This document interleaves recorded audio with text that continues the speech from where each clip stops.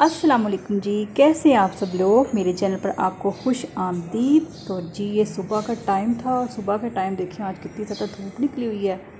तो कल इतनी बारिश थी और आज देखें सुबह सुबह उठी तो ये ना तकरीबन सुबह 8 साढ़े 8 बजे के बाद का टाइम। जब बारिश वाला मौसम होता है तो मौसम इतना प्यारा हो जाता है ना, और जब धूप वाला होता है ना तो गर्मी लगनी शुरू हो जाती है। मतलब ज़रा भी धूप निकलती है ना तो गर्मी सी लगनी शुरू हो जाती है ना, तो बाहर तो निकला नहीं जाता ना इतनी ज़्यादा धूप में। और यहाँ पे चिड़ियाँ जो थी वो भी इधर बैठी हुई थी और उनकी चहचहाने की आवाज़ें आ रही थी, इतनी प्यारी लग रही थी ना चिड़ियाँ बैठी इधर।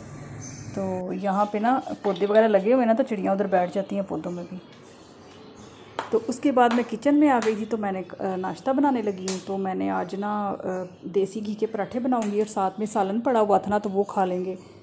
तो मुझे तो इसी तरह होता है, रात को कोई सालन पड़ा होता है ना तो सुबह मैं नाश्ते में कर लेती हूँ ना नाश्ता। अगर सालन वगैरह खा लेती हूँ पराठे के साथ ना, देसी घी का पराठा बना लेती हूँ साथ, और साथ में सालन वगैरह खा लेते हैं हम लोग। तो आज मैंने पराठे वगैरह बनाए थे, कल परसों हमने सैंडविचेज़ वगैरह बनाए थे। तो मैंने कहा चलो आज ना हम पराठा खा लेते हैं। तो मैं ना देसी घी के पराठे बना रही हूँ।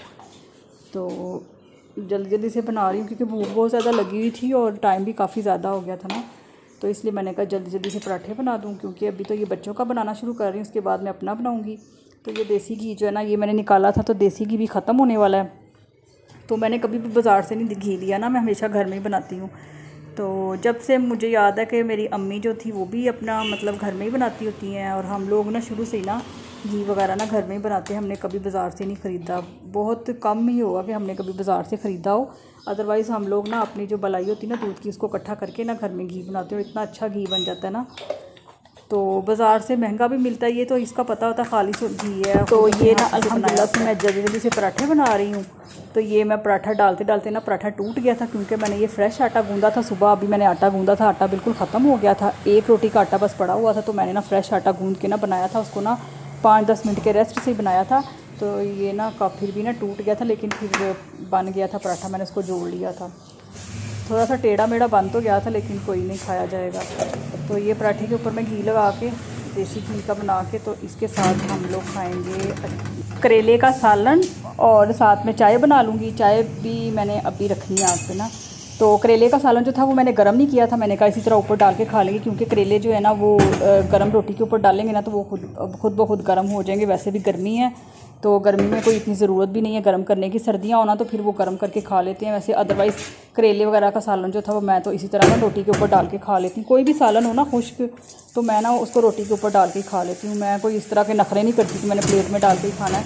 तो मैं रोटी पकड़ती हूँ और फटाफट से ऊपर डाल के आराम से खा लेती हूँ। तो ये मैं पराठा बना रही जल्दी जल्दी से।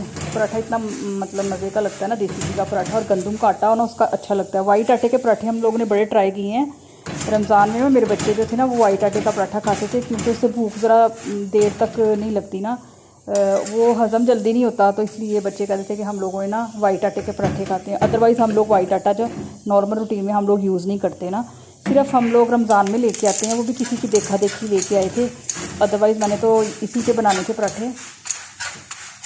तो वो बस मुझे तो पसंद नहीं है वाइट आटे के पराठे। खाने में कभी कभी अच्छे लगते हैं, फ्रोज़न पराठे बनाए थे मैंने उसके, तो वो अच्छे लगते हैं, लेकिन वो फिर पता क्या हज़म नहीं जल्दी होते वो इस तरह के हैं। तो ये देखें मैंने ना अपने लिए पराठा बना लिया था और उसके ऊपर ही मैंने सालन डाल लिया है।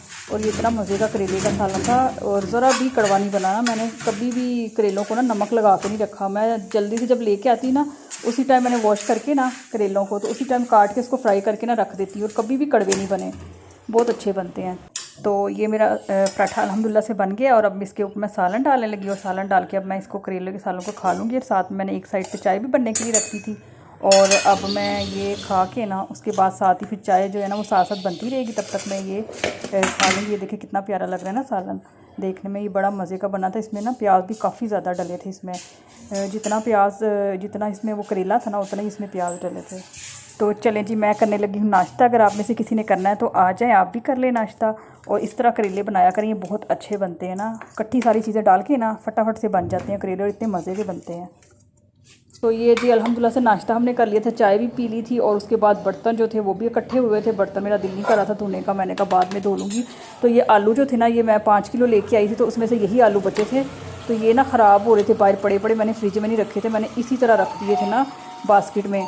तो मैंने ना वॉश भी करके नहीं रखती ना, वॉश करके रखे ना तो सुना है कि वो ना मीठे हो जाते हैं, तो इसलिए मैंने वॉश नहीं किए थे। तो अब जो है ना मैं वॉश कर रही थी इनको, तो मिट्टी थोड़ी थोड़ी लगी हुई थी तो मैंने ऐसे ही रख दिया था। उसके बाद मैंने वॉश करके ना थोड़ी देर के बाद मैंने इधर रख दिए। मैंने कहा चलो बाद में ना फ्रिज में रख लूँगी, क्योंकि आलू में मट्टी लगी हो ना तो वो फ्रिज में तो रखेंगे तो वो फ्रिज जो है ना वो सारी ख़राब हो जाएगी, इसलिए वॉश कर रही थी कि ताकि मैं फ्रिज में आराम से रख लूँ और फ्रिज इस तरह ना गंदा भी नहीं होगा। तो पहले मैंने बाहर रख दिया कि थोड़ा सा ड्राई हो जाए, उसके बाद मैं फ्रिज में रख दूँगी आलूओं को।